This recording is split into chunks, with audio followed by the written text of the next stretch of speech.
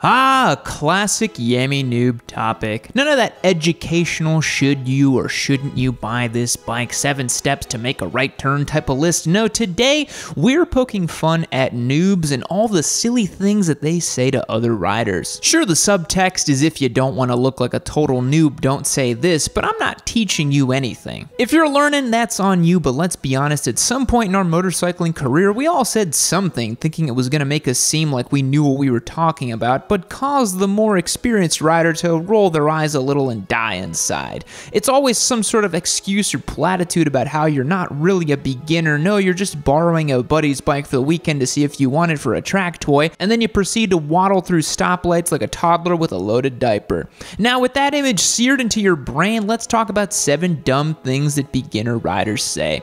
Number 7, I'll take it easy. This is usually the line an 18-year-old squid who just purchased a 600 tries to ease the mind of their worried mother, and it never works. Why? Because it's always a lie. Maybe you bought your 2005 R6 with the money you made slinging subs at your local sandwich hut last summer, and you saved just enough money to get an Icon striker rig and a bargain bin helmet, and just got out of the MSF. For that first week, you'll keep the bike under 5,000 RPM, but that's boring. You bought a sport bike to go fast and drag knee and do all the cool stuff that you see sport bike guys doing.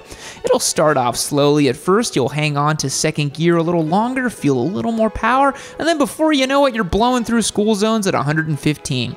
Do yourself a favor and don't say you'll take it easy. Instead, take the bike to a track and exercise those demons in a safe place. Despite what some of those smooth-brained commenters down below seems to believe, going fast on the street does not correlate to skill or experience. It's just a great way to get hurt. Tracks are literally designed for you to go out and ride as fast as you can, and when you do that often enough, you will realize that you find yourself slowing down a little bit on the street because you think the speed isn't the be-all, end-all. Just take it easy out there, my dudes. One thing I wish more people would stop saying is, I don't need to shave my nuts. They're beautiful the way that they are. Not only does this scream, I'm a disgusting man-bear with a pube forest older and thicker than Fangor Forest, but it's also a massive turnoff to just about everyone on the face of the planet.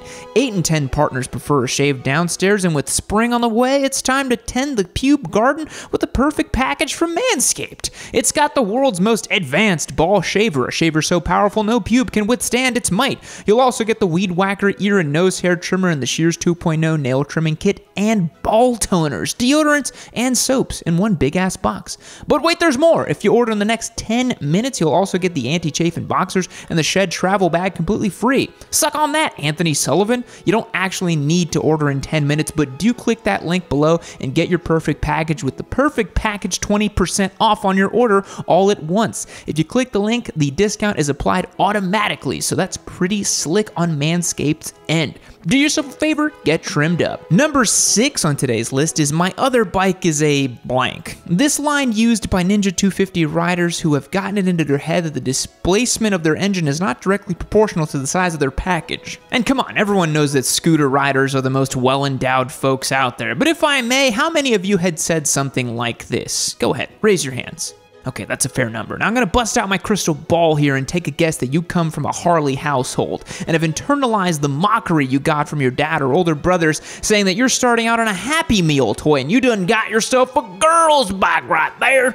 You just need to tune that little voice in your head out and realize that the speed limit on most highways is between 55 and 70 miles per hour, and it doesn't really matter how fast you get there. No true motorcyclist is gonna belittle you for starting on a little bike. In fact, they might praise you for it. If we had a nickel for every time we've heard horror stories of someone starting on a bike that was way too much for them and ending badly, we could afford a fleet of gold-plated Turbo Busas in the shop. Don't be ashamed of your little bike, ride the pants off of it, and then get a bigger bike, and then keep the little one as a track toy and pass leader bikes on the outside. Number 5 of things you'll hear beginners say is, I'm upgrading next week, don't worry about it. This is the other line that ashamed small bike riders like to pull out, but unlike my other bike is a blank, other riders always know that you're lying. Why?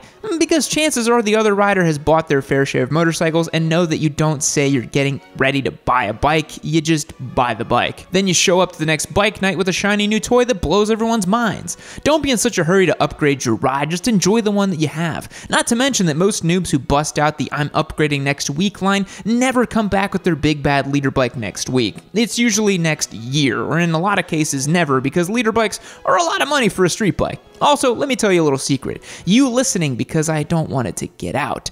Most riders upgrade to a big bad leader bike only to then realize it kinda sucks on the street and then they downgrade to a more reasonable ride. Happens all the time. Number 4 that we hear all the time is dual sports are dumb and ugly. If there was ever a way to instantly highlight your motorcycling ignorance is a line like this, it's probably the best way to do it. It doesn't have to be dual sports either, it can be any kind of bike, but let's be honest, only dual sport guys like dual sports. You see a noob will hop on their favorite kind of motorcycle, usually a sport bike or a cruiser, and then never ride anything else, just writing it off saying that they're dumb or pointless. You see, there's a difference between a style of bike not being right for you and a bike being dumb, like our Gixxer 250. But the noob doesn't know that. Instead, they wrap themselves up in a comforting blanket of ignorance and plug their ears whenever someone tries to talk to them about a different style of riding.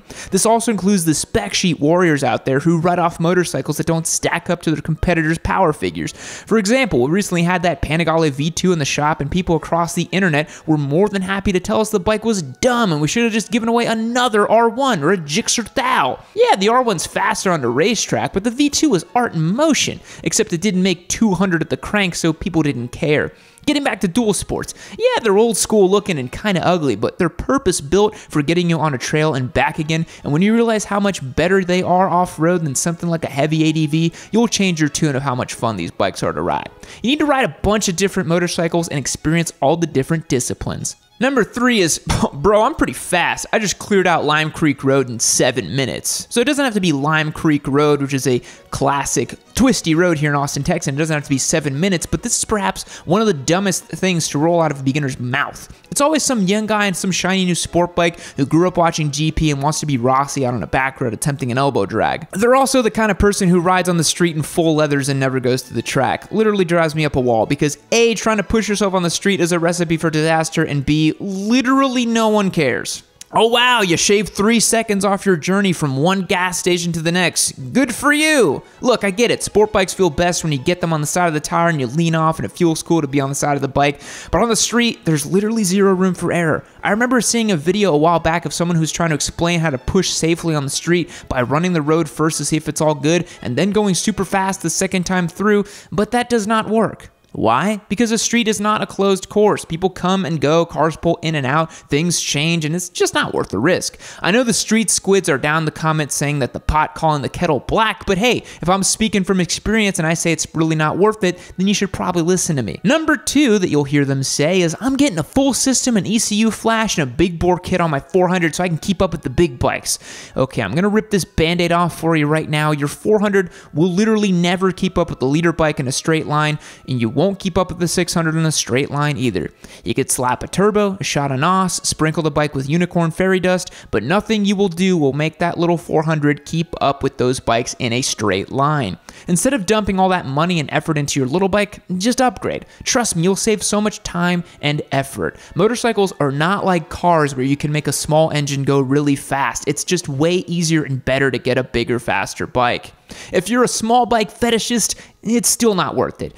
If you're on the street, just ride your own ride. Any group ride leader worth their salt will slow down at every crossing to make sure the group is all together. If you're at the track, you need to rethink the way you're riding. Don't try to keep up with the leader bike in the straights because he's going to make the jump to hyperspace while you're still sitting there on the motorcycle with the equivalent of the car from the Flintstones. Instead, chop him up in the corners. It's way more fun that way anyways, and better yet, you don't need to spend thousands of dollars doing it. Finally, the number 1 dumbest thing that beginners riders say and worry about is, bro, check out my chicken strips, or lack thereof. Dude, I'm cornering so hard, I'm using this whole tire.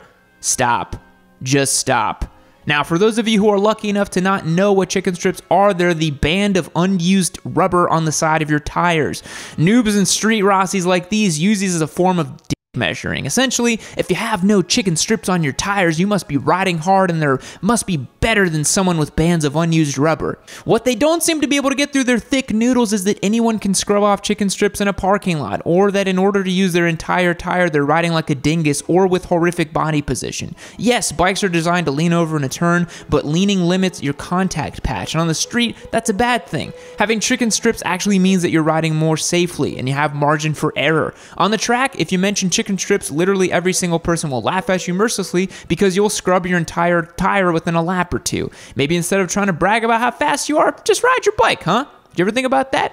Fact. Rather than store it, parade officials released a gigantic wiener dog balloon into the air at the conclusion of the 1929 Macy's Thanksgiving Day Parade. Goodbye.